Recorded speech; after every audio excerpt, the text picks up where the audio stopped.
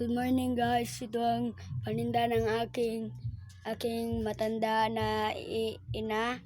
Hindi ko talaga siya ina, lola ko lang po siya. Ito po ang kanyang tinda. Maliit lang po ang kanyang tindahan pero malaki ang paninda niya. Marami na po siyang halin. Ito po ang kanyang halin. Isa, dalawa, tatlo. Ito po ang kanyang halin. Madami po siyang paninda kasi marami po ang pera.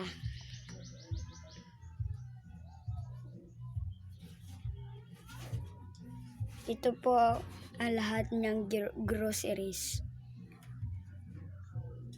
Pipicturean na lang natin po para hindi kayo malilibat.